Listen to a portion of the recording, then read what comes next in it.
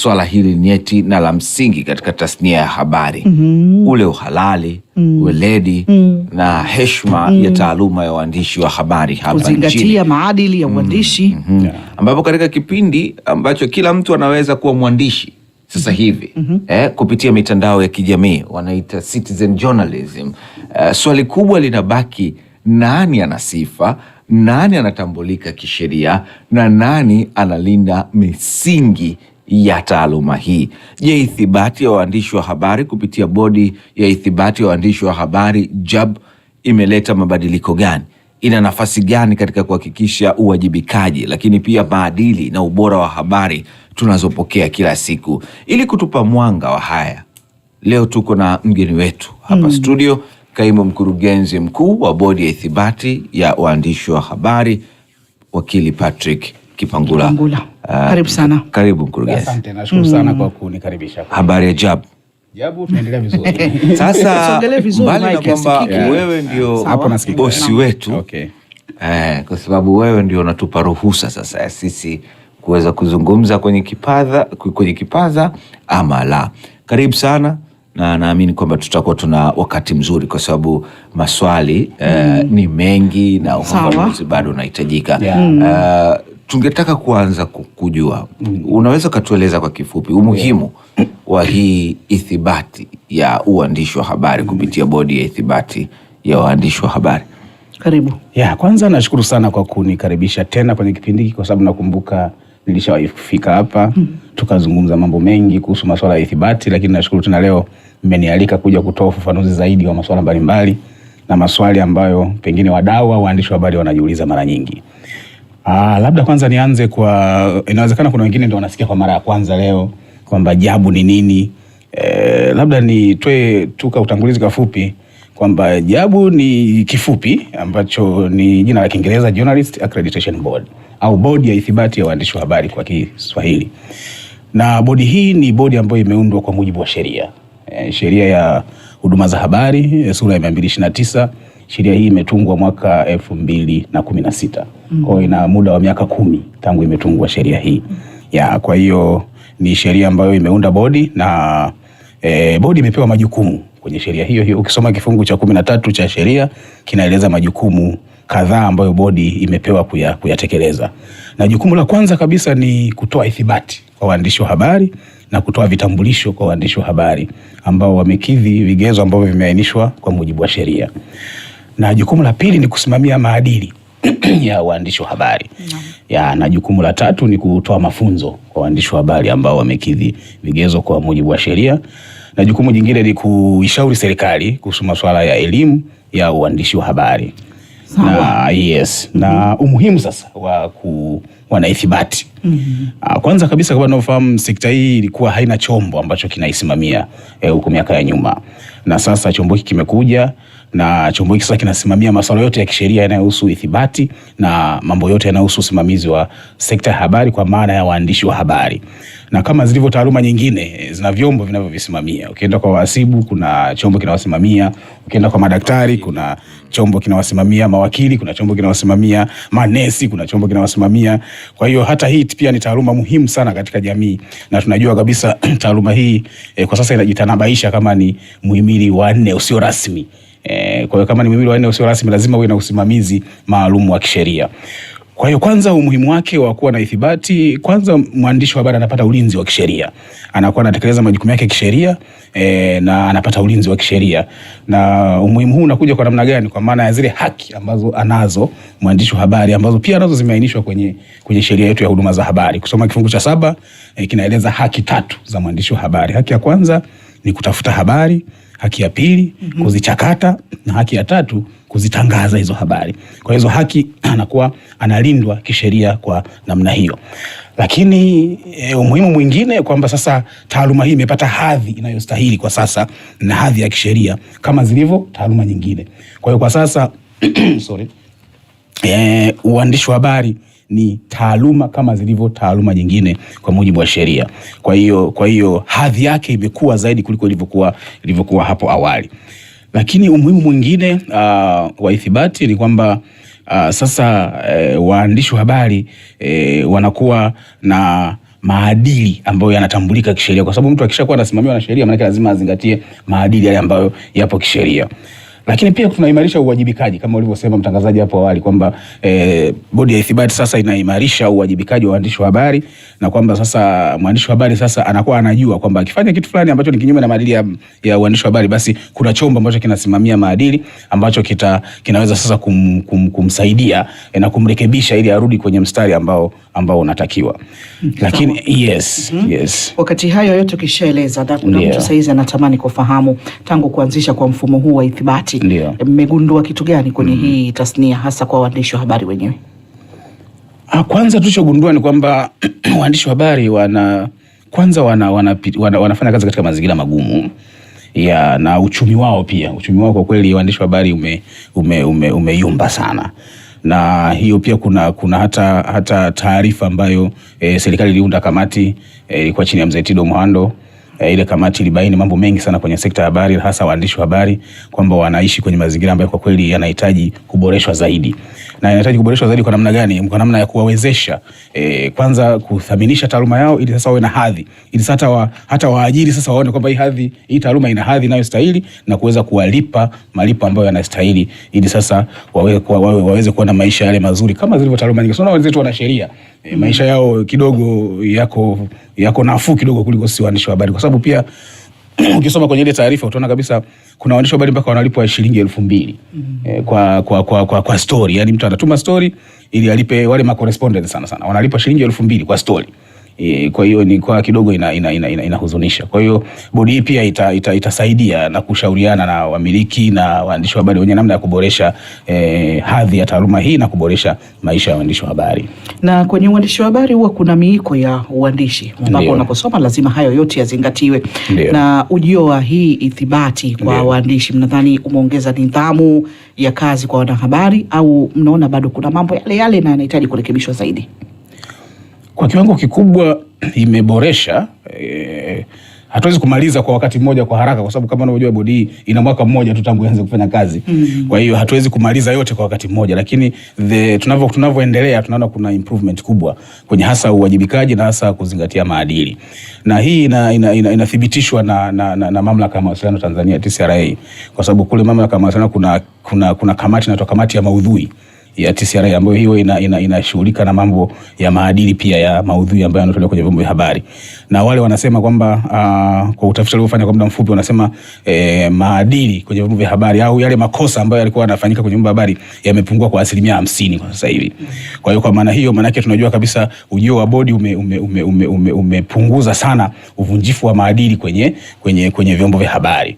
Kwa hilo ni jukumu kubwa na ni jambo la msingi sana la kuona umuhimu wa hii bodi ya ithibati ya waandishi wa habari.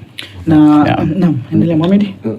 Baada ya kuzungumza hayo, kwa mazingira ya sasa ambayo tunafahamu ya teknolojia kupanuka, kuna mitandao na hizi blogs.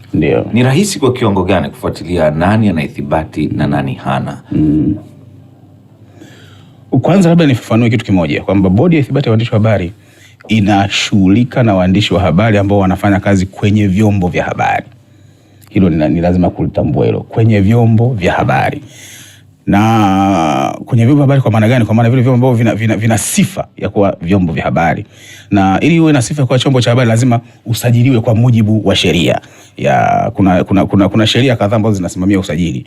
Kuna Mamlaka ya Mawasiliano Tanzania inasimamia usajili au inatoa leseni kwa vyombo vya habari vya kielektroniki, na kuna Idara ya Habari Maelezo ambayo hiyo inashughulika na vyombo vya habari vya machapisho.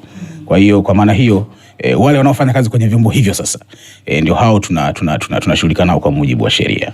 Na hivi vyombo vya habari vyenyewe vinatoa ushirikiano labda kwa namna gani ili kuhakikisha mnafanikiwa kwa kiwango ambacho mnachokitarajia? Kuna baadhi wanatoa ushirikiano wa kutosha, lakini kuna baadhi bado hawajalielewa swala vizuri. Kwa hiyo bado kwa mfano labda unaweza kuona mtu anaficha data, hatoi data zile kwa uwazi kwamba na waandishi wa habari wangapi wana ithibati, wangapi hawana ithibati. Lakini kuna wengine wanatoa ushirikiano wa kutosha sana. Mfano mzuri hata ninyi hapa Azam Media kwa kweli mnatoa ushirikiano wa kutosha sana, kwa maana ya kuonyesha nani anastahili, nani ana sifa, nani hana sifa. Kwa hiyo tumekuwa tukipata ushirikiano mkubwa sana kutoka kwenu hapa. Na hili niwapongeze kwa sababu ni jambo jema na ni jambo zuri kuhakikisha kwamba sheria inafanya nini, inafuatwa na kuzingatiwa. Kwa hiyo wale ambao wana changamoto tunaendelea kuwaelimisha waweze kuelewa umuhimu wa kuwa na waandishi wa habari ambao wana ithibati na ambao wana vigezo ili waweze sasa kufuata utaratibu wa kisheria ambao umewekwa ili tusipate changamoto yoyote ya kisheria. Na wakati kwenye kufanya malipo huwa kuna changamoto mbalimbali kupitia njia ya mitandao ya kijamii. Na hoja kubwa ikaibuka kwamba unapojaza zile taarifa zako alafu ukakosea, inabidi uanze tena upya kwa kuweka taarifa kwa usahihi. Na gumzo limekuja kwamba unalipia tena kwa mara nyingine wakati hapo awali umeshalipia. Hii inakuwaje, ama mnaweka mfumo gani mzuri zaidi ili kuhakikisha kwamba nimeweka taarifa zangu, nimelipia kiwango cha fedha tayari, alafu taarifa nimekosea, natakiwa tena nilipie tena, alafu nilipe tena kiwango cha fedha. Sasa ninajiuliza ile ya awali inakuwaje, inayokwenda wapi, ama vipi hapa, ufafanuzi tufahamu. Na kama mwenyewe alivyosema kwamba hali za waandishi wa habari ni dhaifu hali. Sasa kama ndio hivyo tena inakuwa makato yanakuwa zaidi ya mara moja. Yani hilo labda niseme tu mfumo ulivyo. Mfumo kimsingi ukikosea maana yake unatakiwa uanze upya. Lakini swala la malipo nadhani tunalifanyia kazi, tutaona. Na hii imejitokeza sana kwa wanafunzi. Kwa sababu kuna mtu anakuwa anataka kujaza kama wanafunzi lakini anakosea, anajaza kama professional. Wakati kwenye mfumo pale kuna category kabisa ambayo imeainisha kabisa kwamba mwanafunzi unajaza hivi na professional unajaza hivi. Kwa hiyo yule ambaye amekosea, kwa mfano mwanafunzi amejaza professional na akalipa labda 50,000. Sasa hiyo unajua ukishauri kwenye mfumo, ikishalipa kwenye mfumo na inaingia kwenye mfuko wa serikali, kurudisha inakuwa kidogo kazi. Kwa hiyo maana yake huyu sasa ambaye amefanya hivyo, na washauri wawasiliane na maofisa wa bodi au wasiliane na mimi moja kwa moja ili tuweze kuona namna ya kuweza kuwasaidia katika kutatua changamoto hiyo. Kama wanapata changamoto hiyo. Na tunajua kuna watu wamepata changamoto hiyo lakini waje bodi afu tutashauriana nao kitu cha kufanya. Tutarudi pale tulipozungumza kuhusiana na mitandao na ukasema kwamba bodi inafanya shughuli zake kwa waandishi ambao wanafanya kazi katika vyombo vya habari rasmi. Lakini kuna mafreelancer wanaandika huko vyombo vingine vya nje. Kuna wachambuzi wa masuala ya michezo, kuna wachambuzi wa masuala ya habari, kuna wachambuzi wa masuala ya muziki. Nafasi yao ni ipi? Hao ni wachambuzi. Ndio. Mchambuzi anafanya kazi ya kuchambua ili uchambuzi wake uende wapi? Tujiulize swali hilo. Tunaenda kwa jamii. Na ukisoma kifungu kile cha 3 cha sheria kinafafanua vizuri kabisa nani ni mwandishi wa habari na anataka kufanya nini ili awe mwandishi wa habari. Kwa hiyo ukisoma kile kifungu kinaeleza vizuri kabisa vile vitu ambavyo vinamfanya mtu aitwe mwandishi wa habari. Kwa hiyo kama anapeleka taarifa kwa jamii na anafanya kazi kwenye chombo cha habari, huyo ni lazima afuate utaratibu wote wa kiithibati. Na wachambuzi sasa wanaingia hapo pia. Kama yeye anafanya kazi kwenye chombo cha habari, ameajiriwa na chombo cha habari na anafanya kazi hiyo kila siku kwenye chombo cha habari, huyo ni lazima azingatie utaratibu wa kisheria. Kwa wale ambao wamealikwa, labda mimi nina kipindi changu na kuna mtu ni mtaalamu wa masuala labda ya Afrika mathalan, au uchumi au sheria au daktari. Nasema namtafuta bwana, karibu. Inaweza kawa kwa njia ya simu ama nikamwalika studio akaja, lakini yeye si mwajiriwa. Vipi nafasi yake? Na huyo hahitaji kuwa na ithibati kwa sababu anaalikwa kutokana na utaalamu wake na anafanya kile kipindi kwa muda, akishamaliza anaendelea na shughuli zake nyingine. Huyo hahitaji ithibati.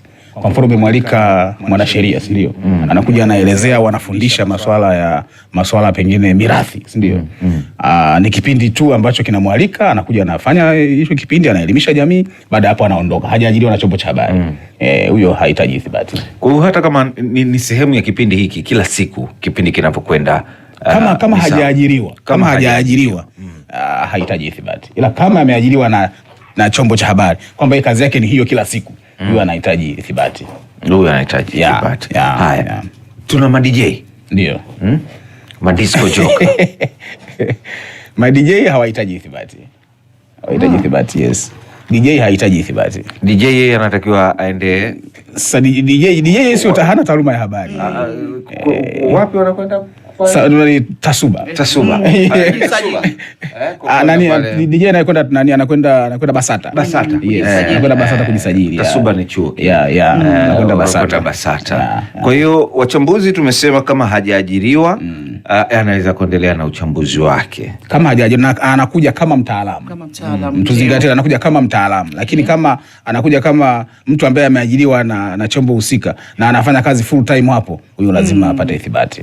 Sasa hawa ma DJ ndio siku hizi wamekuwa na mtindo mpya ndio wa kufanya shughuli zao, wanaita hyping wenyewe. DJ anavaa na maiki, anavaa headphone, anaachia ngoma. Yes.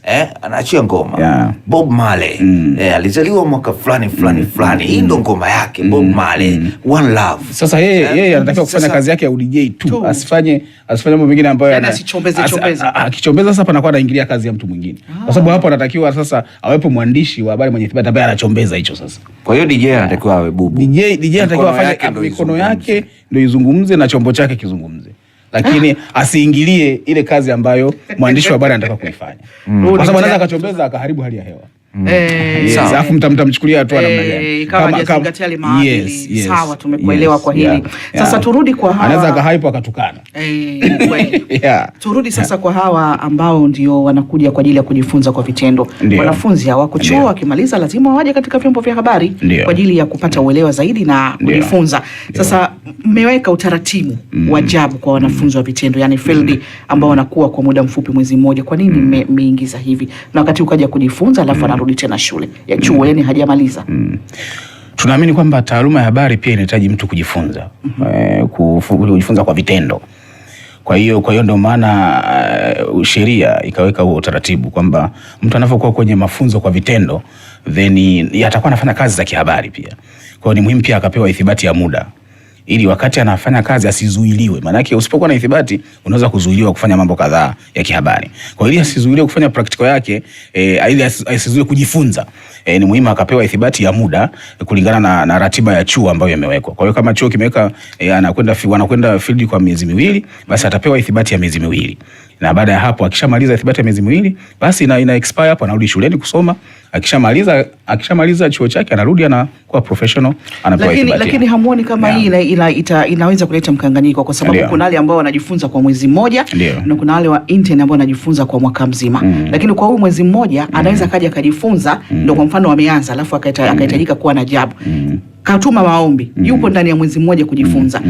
Inakuwa hawezi kujifunza chochote kwa sababu jabu hajapata. Ameapply kama leo, inawezekana imetoka baada ya miezi miwili na hayupo tena kwenye kituo cha kujifunza. Hii yamuoni kwamba mnatakiwa labda kukaa na kufikiria? Hiyo changamoto ilitokea awali wakati maombi yalikuwa mengi sana. Lakini kwa sasa hivi maombi sio mengi sana. Kwa hiyo mtu anaweza kaomba leo, kesho akapata.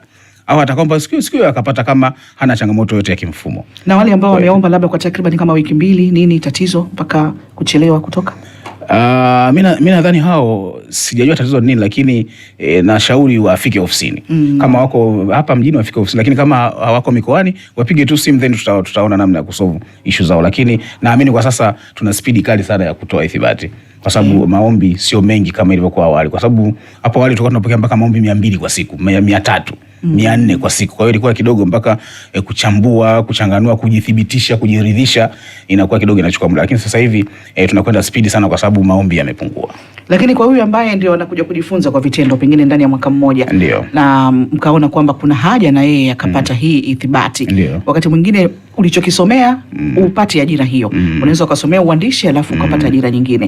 Sasa kwa huyu mwenye kujifunza kwa kipindi hicho cha mwaka mmoja na akatakiwa kupata hii ithibati, alafu baadaye kwenye ajira akapata ajira nyingine tofauti na hii, na tayari ashaingia kwenye mfumo wenu. Sasa hili sijui mnaliweka vipi ili ajifunze bila hiyo ithibati, baada ya hapo kama atarudi kwenye ajira ndo aweze kuomba sasa hiyo nafasi? Hiyo kwa sababu alishasoma uandishi wa habari. lazima pia na anafanya field au anafanya nini internship. Maana kuna field na internship. Yes. Field ni kwamba mtu anafanya kwa muda kulingana na chuo ambacho kimeweka utaratibu, lakini internship maana mtu pengine amemaliza chuo kabisa. Kwa hiyo anakaa labda anakaa tu anajifunza mahali ili apate uzoefu. Na kama anajifunza mahali apate uzoefu, kama anafanya kazi za kihabari ni lazima apate ithibati.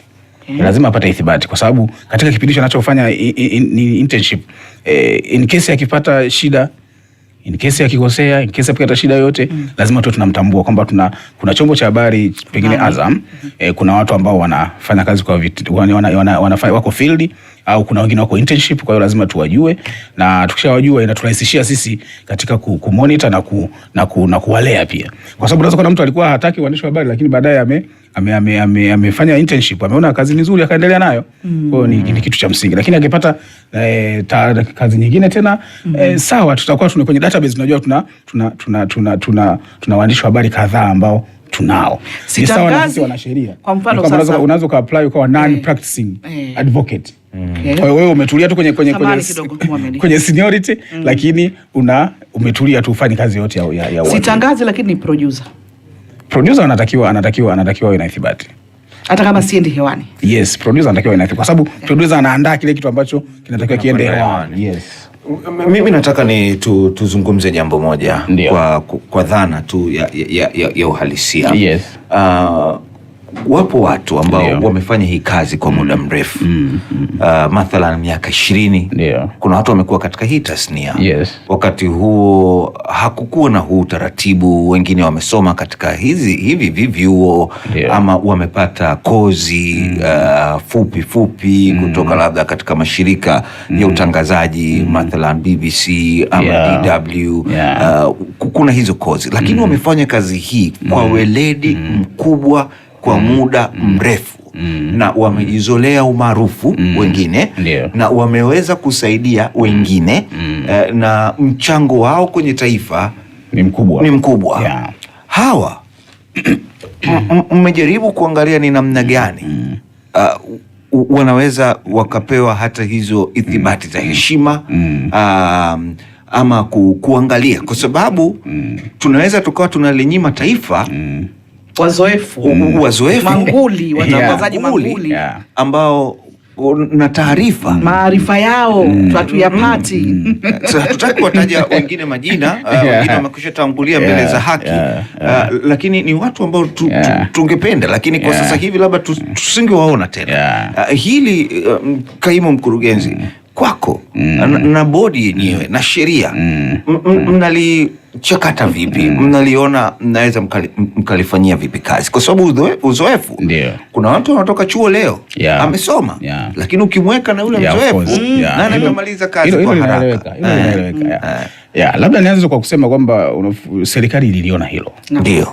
Na ililiona hilo mwaka 2016 wakati sheria inatungwa. Na kwa maana hiyo sheria iliweka kipindi cha mpito, iliweka grace period. Kusoma kifungu cha 67 cha sheria kinaeleza kipindi cha mpito kwamba wale watu ambao haijalishi ni wazoefu kwa kiwango gani, ambao hawana ngazi ya elimu ambayo imewekwa kwenye sheria, basi wajiendeleze kwa muda wa miaka 5. Kwa hiyo warudi shule. Warudi shule. Mimi nimemaliza darasa la 7. Sawa, hata kama na huyo mtu pengine ana miaka 50 sasa hivi. Yes, naendelea kufafanua. Kwa hiyo miaka 5 ikapita. Sawa, ilipopita miaka 5, waziri akaona kuna wengine pengine walikuwa wanamalizia, akatoa nyongeza ya mwaka mmoja. Jamani, wale ambao wanamalizia basi wamalize. Umeona? Ukapita mwaka mmoja na tangu waziri atoe waziri extension hiyo, sasa imeshapita miaka 4 tena. Kwa hiyo ni miaka mingapi? Miaka 10 imepita tangu sheria itoe grace period ya watu kujiendeleza ili waweze kupata vigezo cha ngazi ya diploma tu. Diploma ni miaka mingapi? 2. Si ndio? Kama ni miaka 2 na umepewa miaka 10, hata kama ulikuwa darasa la 7, maana tayari umeshatimiza vile vigezo ambavyo sheria inahitaji. Ukisoma miaka kwa hiyo manake kwa majibu haya naendelea kueleza kwa dakika moja tafadhali. Yes, naendelea kueleza. Tubakisha kidogo kwa sababu mambo hayajaisha. Tutarejea naye. Tutaendelea kwa maana, lakini pia hata baada ya muda huo kupita bado serikali imeona kuna umuhimu sasa wa kuwatambua hao watu. Tunawatambuaje? Tumeandaa muongozo kwa heshima zao. Yes, tumeandaa muongozo. Huo mwongozo utawatambua kwa maana ya uzoefu wao, kwa maana ya namna walivyochangia ukuaji wa sekta ya habari katika nchi hii. Na huo mwongozo sasa utaangalia huyo mtu tangu mwaka 2016 alikuwa na umri gani. Kwa hiyo umri pia itakuwa ni kigezo cha kuangalia. Huyu alikuwa mwaka 2016 alikuwa na uwezo wa kwenda shule. Kwa kama mwongozo ukiwa vizuri anaruhusiwa kuendelea kutangaza. Ataendelea. Kama mwongozo ukimfeva. Yes, kulingana na vigezo ambavyo vimewekwa kwenye huo. Kwa mwongozo huo mpaka lini labda utakuwa tayari mchakato? Nafikiri Julai utaanza kufanya kazi. Tuangalie taswira ya jumla ya mfumo huu na mchango wake. Tuchimbe zaidi hasa kwenye uhalisia wa utekelezaji wake, kwa sababu hapa kidogo ndo kuna changamoto zinapotokea, changamoto zilizopo na namna wadau wanavyoshiriki kuhakikisha wanaleta matokeo yaliyokusudiwa. Nataka tuendelee pale ulipoishia kiongozi. Umezungumza juu ya umri wakati sheria inatungwa. Sawa, hakuwa amefikisha miaka 50. Lakini huyu ni bingwa na tunawafahamu sisi watu ambao sasa hivi hatuwasikii hewani, ambao ni mabingwa nchi hii yoyote. Ukimuuliza unajua kwamba huyu ni bingwa.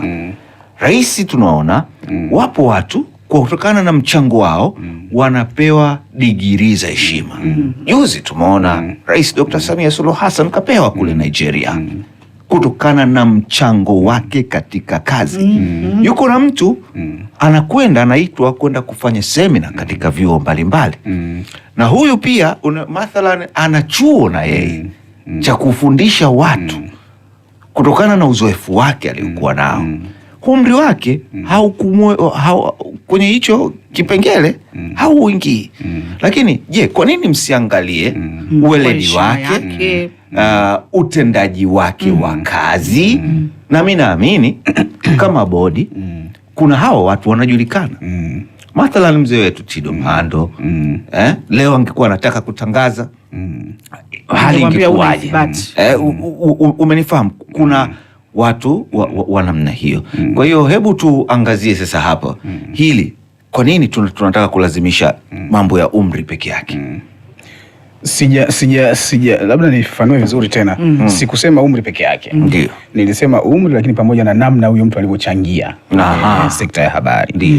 Na hili linapimwa kwa kazi alizozifanya na mambo aliyoyafanya ambayo yamekuza sekta ya habari. Naam. Lakini pia kama nilivyosema hapo awali kwamba serikali iliona hilo likatoa muda wa miaka 10 watu kwenda shule. Na kama mtu akwenda shule hapo, maana yake sasa inawezekana alikuwa na sababu ya msingi. Either hiyo ndio umri, kwamba umri ulikuwa mkubwa sana akashindwa kwenda shule kipindi hicho, au shida nyingine yote ambayo ilimsababisha asiende shule. Lakini nataka nitoe mfano mmoja kwamba kama unakumbuka nchi ya wenzetu jirani hapa kulikuwa kuna mtu mmoja alikuwa mzoefu sana na masuala ya sheria. Lakini kumbe hakuwa wakili. Alikuwa amehudhuria mpaka ameshinda mpaka kesi nyingi tu. Lakini hakuwa wakili, alikuwa anasema ikishoka. Hakuwa wakili. Lakini baadaye akaja kugundua kwamba huyu sio wakili. Lakini ameshashinda kesi nyingi tu mahakamani. Lakini hiyo haikumfanya kuwa wakili. Kwa hiyo ile ithibati ni utaratibu wa kisheria ambao umewekwa ili mtu auzingatie ili sasa atambulike kisheria. Kwa hiyo ni muhimu sana kulitambua hilo. Kwenye kukamilisha sasa unakuta kwamba mtu amesomea uandishi wa habari, anataka apate hiyo leseni tu, lakini mnamwambia kwanza apeleke barua ya mwajiri ili hali hana ajira. Anaitoa wapi? Hilo tumelitambua, na mara ya kwanza wakati unajua zoezi hili lilikuwa ndio linafanyika kwa mara ya kwanza hapa nchini. Hakujawahi kuwa na ithibati hapa nchini ya waandishi wa habari. Kwa hiyo linafanyika kwa mara ya kwanza, na kwa sababu sheria inasema mtu hatoki kufanya kazi ya kihabari bila kuwa na ithibati. Na tulikuwa wakati tunaanza watu wengi walikuwa tayari wako kazini. Kwa hiyo ndio maana likawekwa hicho kigezo kwamba ili tutambue kwamba mtu ni mwandishi wa habari basi awe na ile barua ya mwajiri ambayo inamtambulisha. Lakini kwa sasa tumeliona na tunalifanyia kazi. Na kwamba mtu akimaliza chuo anakuwa ameshamaliza na anakuwa tayari ni professional. Kwa hiyo huyo tutamconsider ili apewe ithibati bila kuwa na barua ya mwajiri. Mtamconsider lini mtaratibu huo maana tunahitaji kurekebisha kidogo kwenye kanuni zetu, kwa sababu hizo kanuni zilikuwa tayari zinafanya kazi.